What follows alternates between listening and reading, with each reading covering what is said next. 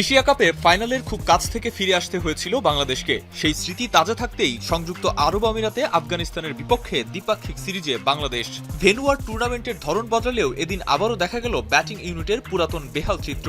চাপ সামাল দিয়ে শেষ পর্যন্ত আফগানিস্তানের বিপক্ষে জয় এসেছে 4 উইকেটে। আফগানিস্তানের বিপক্ষে এশিয়া কাপেও ছিল দারুণ এক জয়। সেই স্মৃতিটা ধরে রেখেই বাংলাদেশের শুরুটা হলো দারুণ। চতুর্থ ওভারেই ইব্রাহিম জাদরানকে বোল্ড করে সাজঘরে ফেরান নাসুম আহমেদ। পরের ওভারেই আরেক ওপেনার সেদিকুল্লাহ আতালের উইকেট তুলে নেন পেসার তানজিম হাসান সাকিব। পাওয়ার প্লের শেষ ওভারে রান আউটে কাটা পড়েন দারুইশ রাসুলি। এরপর রিশাদের বলে ফেরেন ইসহাক। 15 রানের মাঝে 4 উইকেট হারিয়ে বিপাকে পড়ে আফগানিস্তান।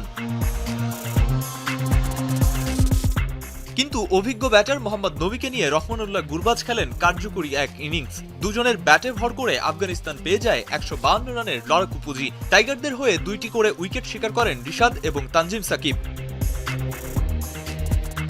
ব্যাট হাতে শারজা স্টেডিয়ামে রীতিমতো ঝড় বইয়েছেন দুই ওপেনার পারভেজ ইমন এবং তানজিদ তামিম। দুজনেই পেয়েছেন অর্ধশতকের দেখা। উদ্বোধনী জুটি থেকে স্কোরবোর্ডে এসেছে 109 রান। তবে এরপরেই দেখা গেল ব্যাটিং ধসের পুরাতন সেই চিত্র।